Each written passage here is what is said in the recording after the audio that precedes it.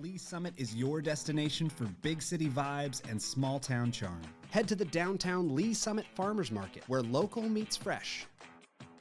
Then grab a cup of coffee and discover a variety of shops and boutiques just around the corner.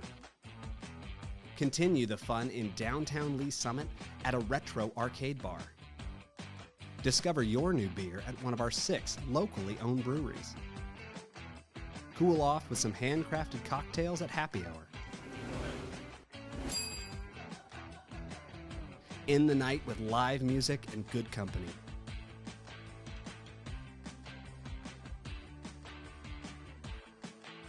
Lee Summit, Missouri. Hello, Lee Summit. I'm Laura, and this is your flash briefing for the week of May 5th. City Council meets regular session Tuesday night, 6 in Council Chambers in City Hall. Meetings are open to the public or watch live on the city's YouTube channel. If you can't watch, catch the recording meeting on demand on the YouTube channel or by subscribing to the Council Debrief newsletter, which breaks down 3 to 4 key agenda items. Subscribe at cityofls.net. It's Drinking Water Week. We're committed to providing safe, high-quality, and reliable water by testing over 100 water samples every month. Swing by the Water Utility Service Center at 1200 Southeast Hamlin Road this week for some fun giveaways and to learn more about what makes our tap water great. The first summer concert at Rock the Amp has been booked. Grab your tickets to see Foo Fighters, a tribute to Foo Fighters, on May 31st at 7 p.m. at the Legacy Park Amphitheater. They are a highly sought-after act known for delivering an authentic live experience. Get tickets at rocktheamp.net. And experience the buzz at the downtown Lee Summit Farmers Market Spring Celebration this Saturday, May 10th from 8 a.m. to noon at the corner of 2nd and Douglas Streets. Find the perfect Mother's Day gift or a beautiful flower bouquet. The first 100 children can decorate a flower pot and plant their own flower. Learn more at downtownls.org. Thanks for listening and have a great week. This is the best place to work. I love working here. I feel very blessed. I love it here. I look forward to coming to work every day, being a part of this team. Like a family away from home. Where everyone feels like everybody knows their name. A city that supports you. We see that with our benefits. A pension, vacation days, job security. Being able to be heard. We feel valued. We feel respected. Lee Summit is a very progressive city. It's growing, it's thriving. We have this drive towards not just doing a job, but doing it with a spirit of excellence. I had the opportunity to continue to grow, regardless of 30 plus years doing this kind of work. It's more than just dollars and cents. We're here really to give back. Providing a service to better a community. To go out and serve people. To be a part of something bigger than yourself. If I would have known what I know now, years ago, I would have been here much sooner.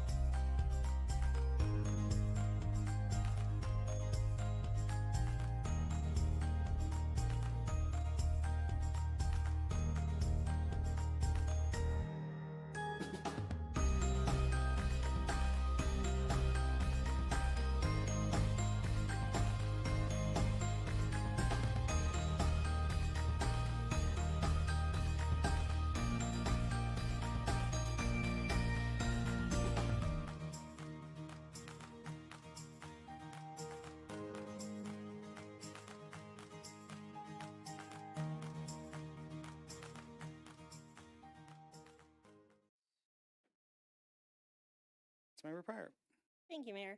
Quite a few of us are getting questions. I know I've gotten a few questions about the plan, so I didn't know if, just for the public knowledge. I'm not a politician. I feel like I'm just an average person in Lee Summit. They have a football field set up. Inside these cones are their football fields. Our two-car garage is we're gonna bring the driveway back through here, and it's gonna go right here.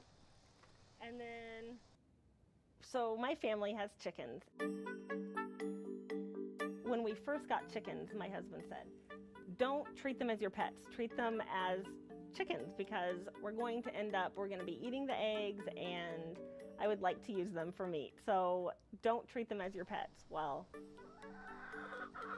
we now have 6 chickens that I consider my pets, and I will not let him kill for meat. So we live downtown, and we love living downtown. These are my children. The first one's Lincoln, and Amira, and Sophia, and Caleb. This is a great neighborhood. Downtown is one big community, and all of the kids get together and they play basketball, and we like to walk to the farmer's market. Here, hold my hand. It's an easy walk, probably less than 10 minutes. The farmer's market has always been a very important part of my life and my family's life. As a matter of fact, when my daughter started kindergarten, I dropped her off and I was going shopping at the farmer's market right behind Lee Summit Elementary.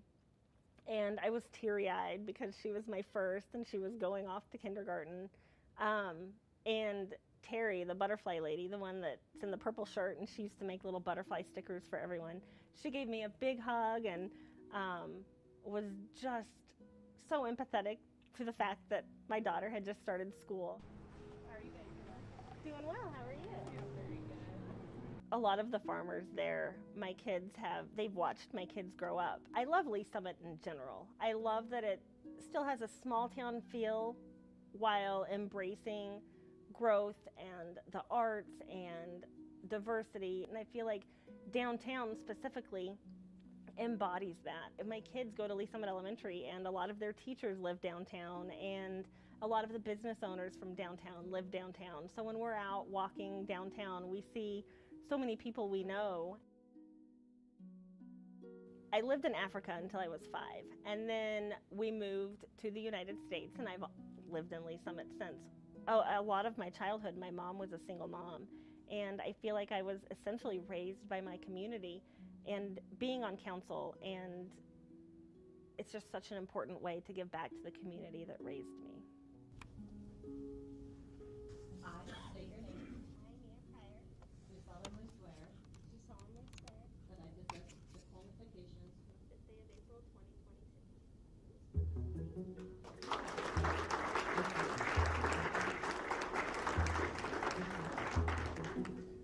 The election process was fun. I got to go door to door and talk to people, which is my absolute favorite thing to do, is talking to people and learning about people. I even had people inviting me into their house for dinner or inviting me back to their house to meet their spouse. And I knocked on a door, and the lady that answered the door was my kindergarten teacher. So it was a lot of fun. Is it on? Hi everyone, I'm Councilmember Mia Pryor. Thank you very much for coming tonight. I have one on, can you not? Okay. Maybe I went. I love being a council rep for District 1. I know everyone says this, but District 1 is by far, in my opinion, the best district. Raintree Lake, that's part of District 1. I love that community. Actually, my husband and I got married at the clubhouse in Raintree Lake. I really love all of South Lee Summit. I love the growth that they're going to be experiencing soon and that they've already experienced. I wanted to say that if you guys have a concern, please come tell us what your concern is, because we can only address and help with what we know. We're there to kind of bridge that gap between constituents in the city, and we're the voice of our constituents, and we can go to the city and voice what their concerns are, what their ideas are. So if you have a concern, definitely make us aware. So my big priorities are public safety. That's always one of my top priorities. I've always wanted to make sure that first responders were supported. I think that that's super important to me and to many in our city. But also, I wanted to influence the growth in Lee Summit. I wanted to influence the type of businesses we get here and the type of activities there are to do for our families. If we're going to continue to grow downtown, how important it is to focus on people that already live here and the infrastructure we already have in place. Our first presentation tonight is going to be Assistant City Manager Ryan Elam, who's going to talk about that very exciting Farmers Market Plaza. But I want to show you the most recent rendering, fly-through video of that. That's really the best way to kind of get a good sense of what this will look like in the near future. To see it developing into something as big as it's going to be across from City Hall is super exciting to me. I can't wait for it to get built and to start welcoming people into what the farmers market's going to be, but also everything else that goes along with that development. Okay. You want to hold it? Don't drop it. Perfect. Thank you, guys. Thank you so much. Have a good rest. I'm just an average person in Lee Summit that wanted to be a voice of many that sometimes feel like they don't have a voice. Yeah, I'm not a politician. I'm just a mom that cares.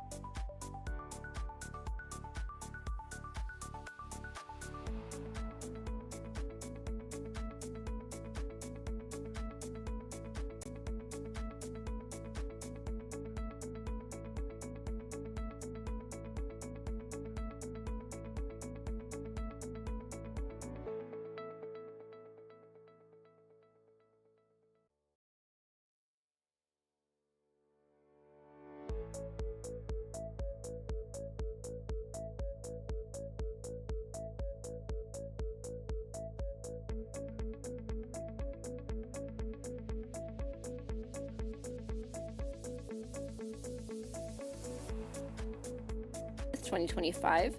Can we get a roll call, please? Chair Shields. Here. Vice Chair Lopez. Here. Councilmember Carlisle. Councilmember Funk. Present. All right, we have a quorum. I would look for a motion to approve the agenda. Chair, I move to approve the agenda as published. Second. Second, to approve the agenda. Can we get a vote, please? Vice Chair Lopez. Aye. Member Funk. Aye. Chair Shields. Aye. Do we have any public comments today? Like we have any members of the public here, so we will move right on to business. Item 5A 2025-6936, approval of the April 21st Finance and Budget Committee action letter. Do we have any discussion? And if not, I would look for a motion. Chair. Yes. I move to approve the April 21st Finance and Budget Committee action letter as presented. Second. We have a motion, a second, to approve the action letter, and also we have Councilmember Carlisle has joined us, so we can have the record reflect that as well. And I would like a vote, please. Councilmember Funk. Aye. Chair Shields. Aye. Vice Chair Lopez. Aye. Councilmember Carlisle. Aye. All right, next item is TMP-3329, an ordinance approving a purchase order by the City of Lee Summit to Municipal Emergency Services, MES, for structural firefighting gear in the amount of $301,469.84, and authorizing the city manager to execute all documents necessary to effectuate the same by and on behalf of the city. Deputy Chief Osterman. Thank you, Chair. Brian Osterman, Deputy Fire Chief. So yeah, this purchase is for 82 sets of structural firefighting gear, commonly known as bunker gear.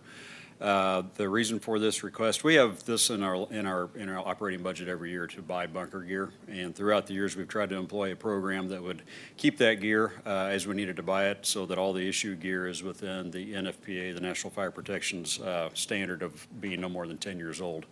What we found in several of the last recent years, there's been a lot of factors that have contributed to this, but that program has not kept up with the volume of gear that we've needed to buy. So we do have several sets that are either at or near end of life that we need to get replaced. So by purchasing this quantity, it's going to completely resolve all of those timing issues and making sure that all of the issued gear that the firefighters have fall up within that parameter of 10 years. Every firefighter gets 2 sets of gear, one primary, one backup. And we have several that are close or at that end of life. So that's the reason. So the kind of the philosophy and coming before you now was we do have funds within our allocated FY25 budget. There will be a correlating budget request that will be coming through in June to supply the rest of the funds for this request. Thank you. Do we have any discussion or questions from the committee? And this is one of those opportunity modes that we're trying to bring forward to use up some of those remaining funds from this year's budget? Yes, that's what we're working on. Okay, perfect. Thank you very much. Seeing no other questions or discussion, I would look for a motion.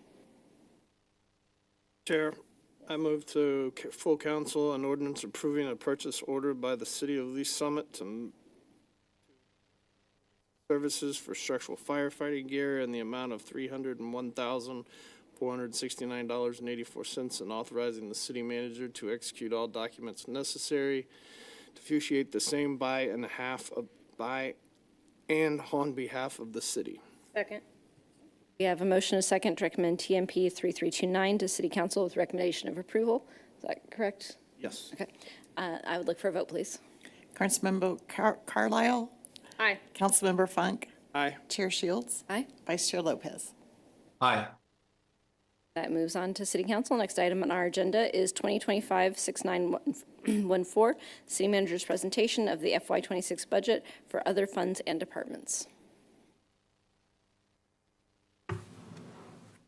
Stoyanov, did I get it right this time? Did. Good afternoon, Eric Stoyanov, Budget Manager. So continuing our discussion about the FY26 budget, today we will be looking first at the total proposed budget before moving into special revenue funds, capital project funds, debt service funds, and then enterprise funds before looking at the next budget steps. And so just a quick explanation of funds. We covered the general fund at our last meeting. Special revenue funds, those are just used to account for revenues and expenses that have a special legal or regulatory provision. Debt service is where our general obligation debt sits. Capital project funds are the source of funding for those capital projects throughout the city, those big ticket items. Enterprise funds are those funds that work more like a business, so water utilities, airport, parks. And then internal service funds are those funds that receive funding from department, or from general fund, fleet, things of that nature, CBS, IT, those funds that provide services to the whole of the city. And so looking here, this is our total proposed budget for FY26. You can see our FY24 actuals, the amended FY25 budget, and then our proposed FY26. The biggest difference for the FY26 is that capital project. There's some ebb and flow always with capital projects, just based on scheduling and the timing of projects coming online, so that does tend to fluctuate. Debt service, also just depending on our debt service needs, so that one is down. That is just our general obligation debt. So we'll start things off with the special revenue fund. The two biggest ones here are Parks Fund and then Public Safety Sales Tax. We covered Public Safety Sales Tax in detail at the last meeting. With Parks, some of the larger projects that they have in this budget, Legacy Lake Dredge is supposed to be completed in FY26. They have funding in their budget for the design phase of the field house.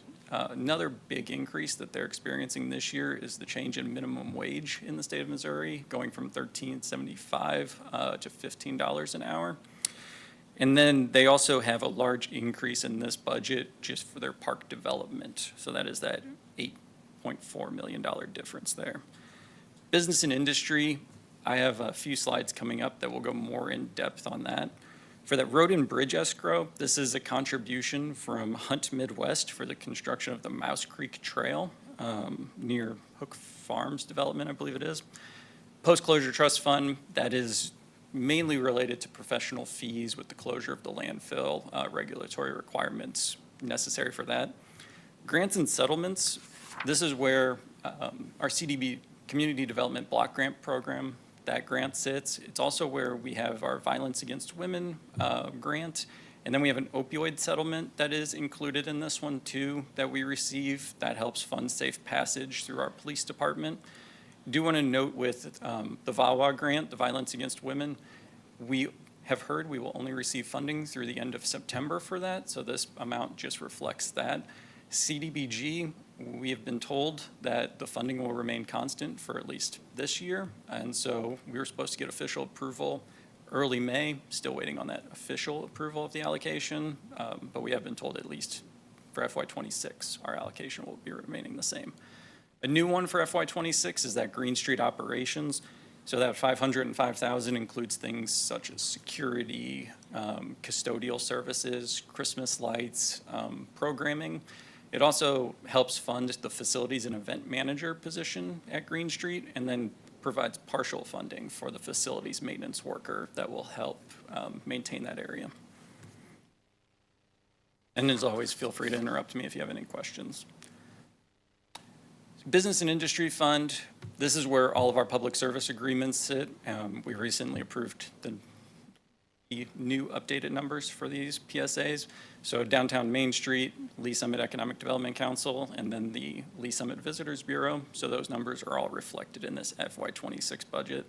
That discount expense, this is all based on the hotel motel tax revenue.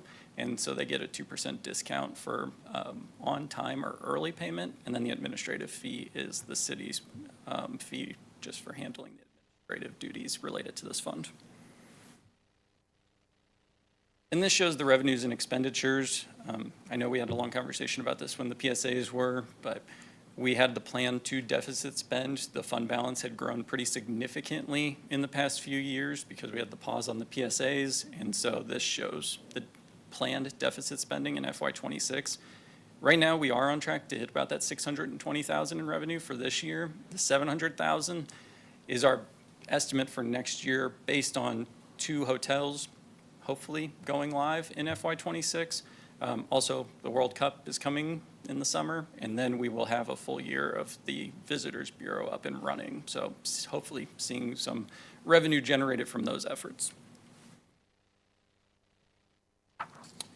So the TIF TDD funds, so these are just based on the our best estimates based on the contracts agreed to by City Council for the various TIFs and TDDs. Largest expenses here are mainly the pilot disbursements, EATS disbursements, and then professional fees related to all of these TIFs. Mainly the big swings you see here as some of these TIFs start growing and become more developed, the budgets increase. But these are all just based on what was agreed to by City Council. Before I get into the capital project funds, I wanted to just give a brief summary of what's in the CIP for this year, because the CIP rolls into those capital project funds. So this just breaks it out by project and the FY26 budget. So facilities is the largest one. The big project for FY26 there is the Joint Operations Facility for police and fire. Bridges, streets, and signals, two big projects there. Douglas Street from Chipman to 2nd project, and then Pryor widening between 150 Highway and Hook. And then Airport rounds out that top three with the new terminal building in FY26. And then the CIP has those annual maintenance programs like curb and gutter, mill and overlay. And the full CIP, this is just a quick snapshot of it, but the full CIP is on the city's website and has been making its rounds through the approval process. And then here are the capital project funds.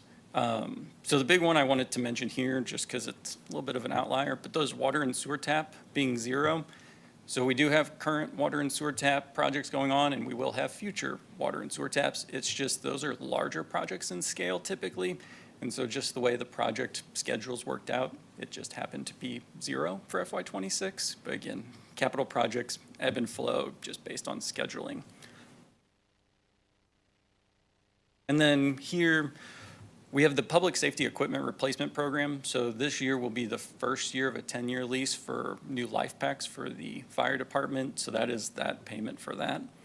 And then we have the general government capital projects. The big one here is a communications upgrade for the Joint Operations Facility. And then I'll go into a little bit more detail on the no tax increase bond projects, but we have just under 39 million budgeted for FY26. So it brings our total capital projects to 127.9 million. So here's a look at some of the completed bond projects that we have from that bond issue. So Fire Station number 7 had a roof replacement. City Hall, they had HVAC replacement here just for an aging system that had become pretty inefficient. City Hall access control, getting upstairs and just providing greater security and technology throughout the City Hall facility. And then the History Museum had an exterior renovation, mainly brick restoration. So those have all been completed projects.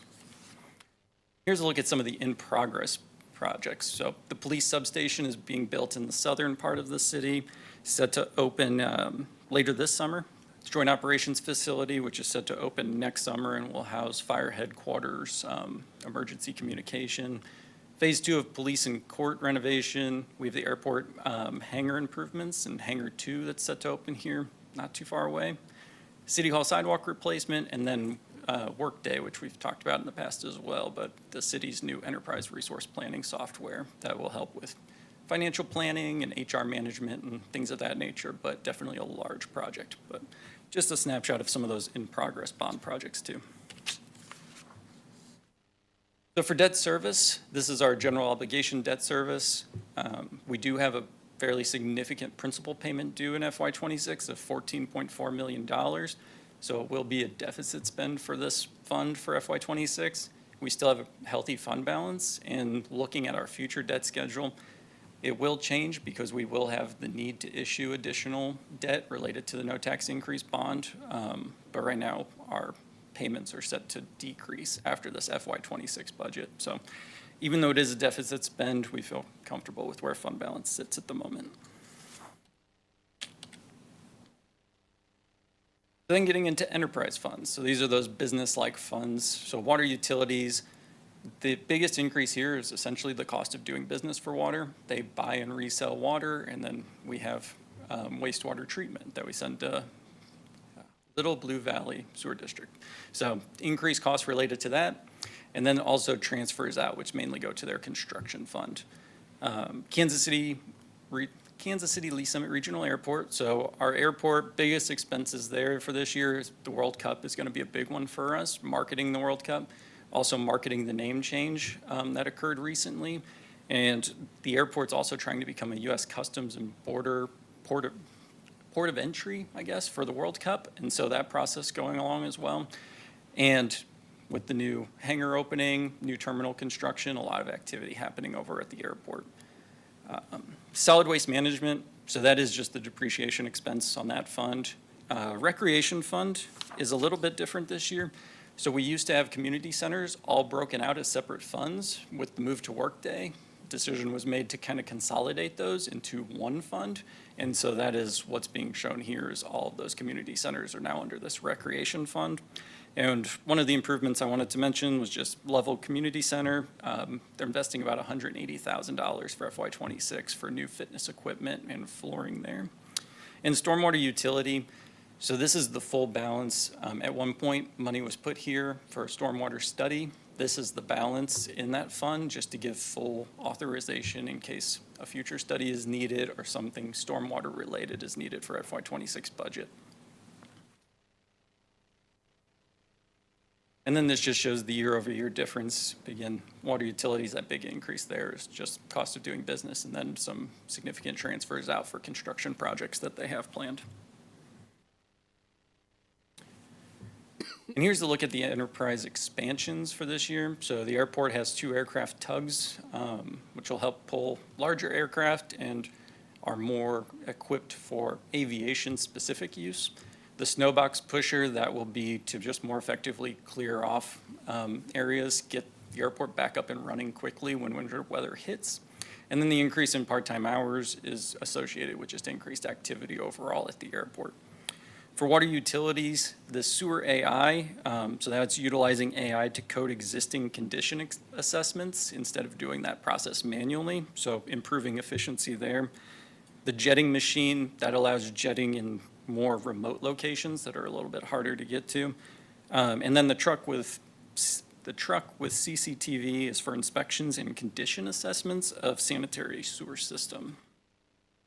I'll pause there if you have more questions on those expansions. I do know we have some people here that would love to answer them. So, Do you have any questions from the committee? Keep on going. Thank you. All right, so internal service funds. So again, these are those funds that provide internal services to general fund, airport, water utilities, but CBS, big change there is we have a lot of new facilities that are being built in the city.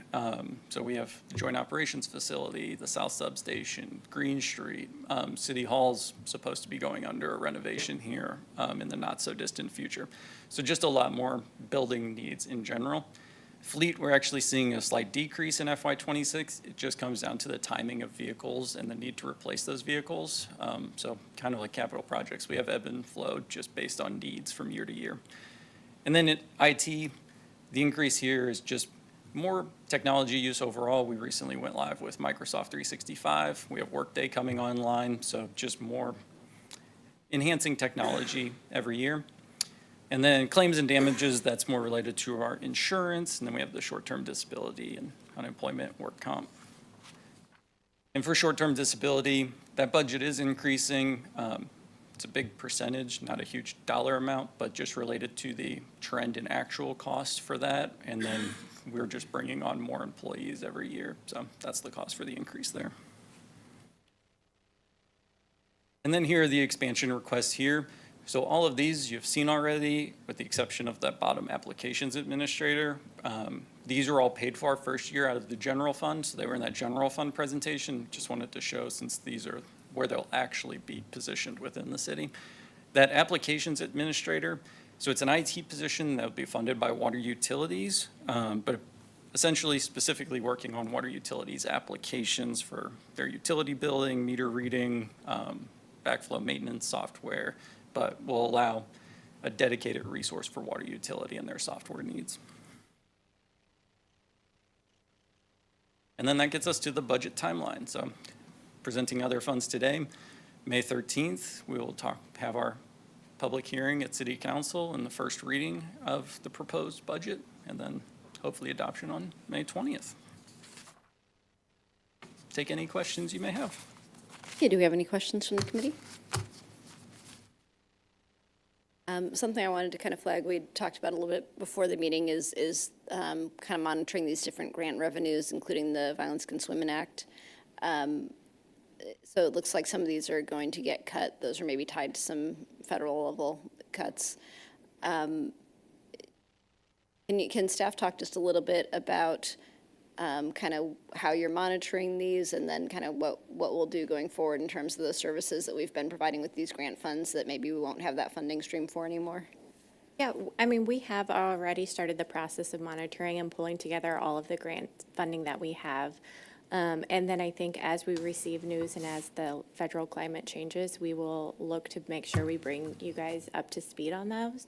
I know you had indicated, Councilmember Shields, that maybe having a discussion on when funding does terminate, how the council may want to react to that, and if we just want to make any other decisions internally on how we would want to end those funding or funding for that. So it is something we are actively monitoring, and if there's a certain date that you'd like us to come back and do a presentation of finance and budget, we could definitely do that, or if, not sure what your guys' desire would be with that. So I think you mentioned for the VAWA grant, that one, we've got funding through September. Mm-hmm. So like how much lead time would we need as council to have time to consider and act on something like that if we want to try and find alternative funding? And just for the committee's understanding, I think it's something we should discuss and just make sure that we're making an informed decision about, not that it needs to be one way or the other, but just that before we, that we should understand what's happening and how that'll impact everybody. So what would be a reasonable time frame to bring something out to us that would also give time to really consider it? Because I know everything kind of takes time. Yeah, I mean, considering like if you wouldn't want to have a drop in the funding, I mean, maybe if we came back in July or August, and then we could share kind of what has changed and where we're at and what we're expecting, and then look to see what you guys would like. I think that would be reasonable, and maybe for something like the VAWA grant to bring in, I think it's Hope House as our community partner. I'd just like them to be aware of the discussion as well, if they want to know when that meeting is, and maybe be available to answer questions, if that would be appropriate. Yeah. Do you think, are we thinking July or maybe August, thinking about the 4th of July holiday? I think Councilmember Carlisle had something to add, maybe, and we can go from there. Thank you. So first,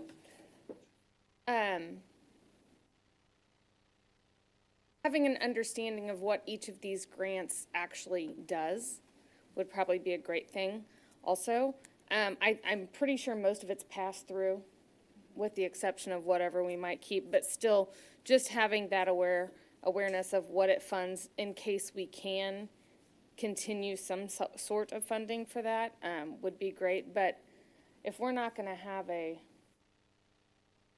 lapse in funding, that probably needs to come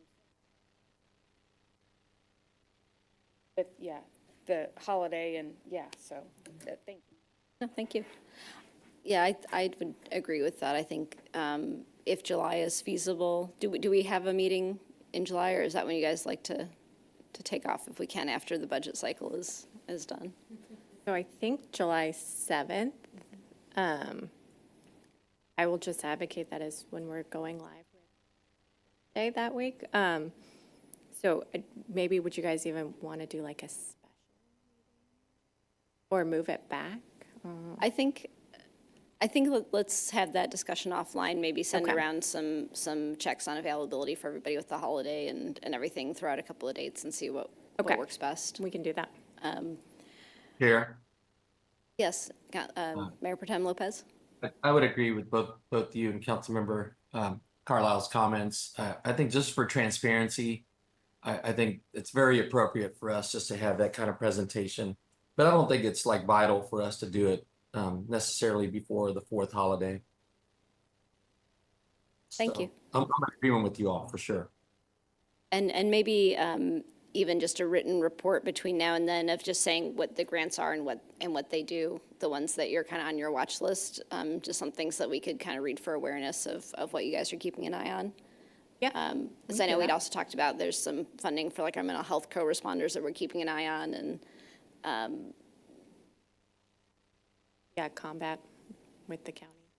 having its own separate issues right now that we don't need to dive deeply into. But I think just having kind of a list that we can look at, even if we're not having a full discussion yet, just so that we can sort of make ourselves familiar with, here's what they are, the amounts, how it's currently used. You know, like Councilmember Carla said, is this pass through? Is this a partnership? What are we doing with these? And then we can have a more full discussion about each one as timing makes sense with when we're looking at the funds possibly not being available. Is that all? Is that enough information for you to go on? Yeah, we can pull that together. And then once we have that report to you, we'll send it to you, and then you guys can give us some feedback on how quickly you want that presentation to come back. And I think specifically the VAWA one, if we can do that sometime in July, if that funding is, if we know that's only through September, just because if we don't want to act on it, I think our community partners deserve the chance to be aware and make their own plans. And if we do want to act on it, we need council to have time to consider it. So one way or the other, I think it's good to have that discussion earlier. Okay, so we'll get you some dates. Yeah. Do you have any other questions or discussion from the committee? You're all set then. Thank you so much. Thank you. All right, next item on our agenda is 2025-6946, report to investment portfolio report for the quarter ended March 31st, 2025. Ms. Brockhouse?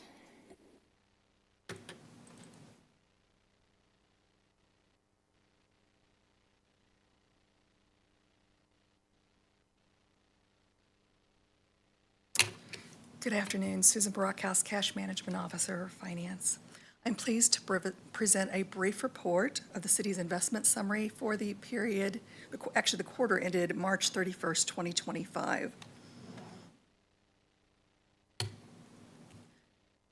total portfolio as of March 31st was $304,394,574.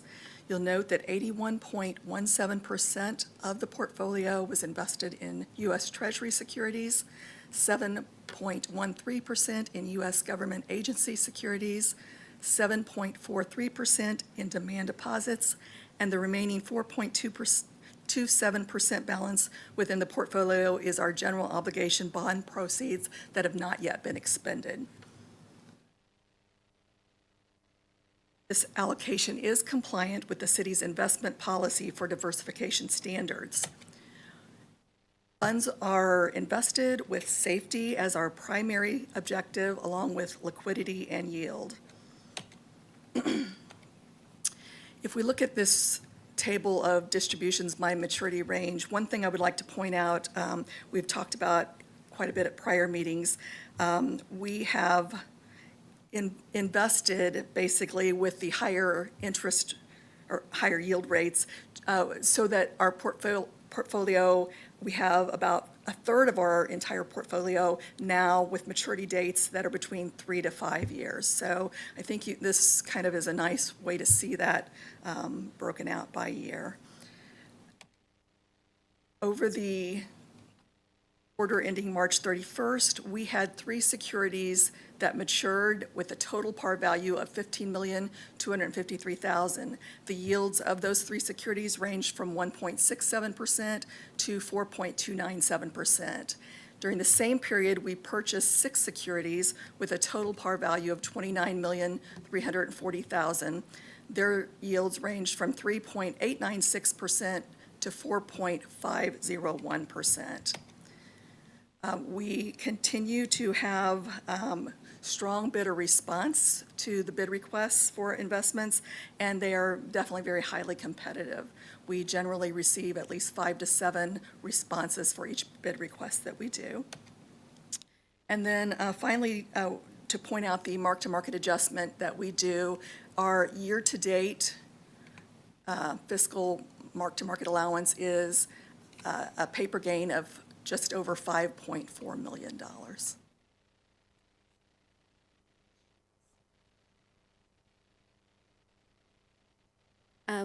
Can you go back to the slide about the required allocations or the minimum and maximum for each type of security? Yes. So I don't think we need to have a huge discussion about this, but have you guys been kind of considering in terms of our goals of safety and liquidity, if this is still the right balance? And is there anything that you'd want to share, or is that still kind of under review? So I did actually reach out to our financial advisors and had the conversation with them, and they didn't recommend making any changes as of right now. They said U.S. Treasuries are our most secure and will have the biggest gain in investment interest, and so we don't plan on making any changes if for some reason things don't go well in that market. It's a greater issue for us overall. And so we don't want to lose the potential interest that we could gain by doing that. So they did not recommend any changes. I appreciate you having the conversation and reporting back. Yep. Do you have any other questions from the committee? Okay. All right, thank you. Next item on our agenda is roundtable. Do we have any roundtable from the committee? Okay. Mayor Pro Tem, voice in the sky? I'm good, thank you. Any roundtable from staff? The only thing I would mention is we are in our cycle 2 parallel testing for payroll with our Workday ERP implementation, and that seems to be going well. We, as you're aware, we moved our budgeting process ahead by a month to help as we go into that implementation, move those dates up so that we're hitting our July 1st implementation date for our financial part. So I just thought I'd give you a quick update on that. Jeff? All right. If not, then we will adjourn this meeting. Oh, I'm so sorry. I'm off my own little world here. Yeah, I'm Ed Rucker. I'm Chief Counsel for Management and Operations in the Law Department. For the past 2 years, you have bought insurance at the end of June in a rush, in a hurry, and with an emergency ordinance. The goal this year was to avoid that. We haven't avoided it yet, but we're only in the 1st of May. I wanted to report to you that tomorrow afternoon, I have a meeting with Lockton to update our marketing to see where we are in terms of this. One of the requests we made of Lockton this year was that we avoid this last-minute end-of-June rush. They will do their best. They tell us they cannot guarantee that because they cannot force a carrier to make a bid. And carriers love to wait to the very last minute. They're risk adverse, of course, they're insurance companies. And so the longer they can wait, the better off they feel about making the offer to us. It's still a seller's market. Staff has been outstanding in responding to me this year and getting all the information we needed to get it back to Lockton as fast as possible. And Lockton does report to me that they believe that the insurance increase, which I believe we budgeted at 15%, will be that or below. We don't anticipate any surprises there. So we're on top of the insurance as well as we can be, given the fact that we're beggars in this market. But I wanted to let you know that we have noticed that you've passed this as an emergency the last 2 years, and we're trying to be sure it is not an emergency this year. And I probably should know this. Which insurance are we talking about? Property, casualty, just about everything except health. Everything except health and workers' compensation. Buildings, vehicles, all that kind of stuff. Buildings, police officer liability, everything, every asset you own. Okay? Have anything further? Not cutting anybody off. Our next meeting is scheduled for when? June 2nd. Okay. Councilmember Carlisle will not be with us that day. Okay. But I'm sure you'll do your normal quorum checks and we'll find an alternate date if needed. The clerk will reach out on that. Okay, great. Then we will adjourn this meeting at 4:38 p.m.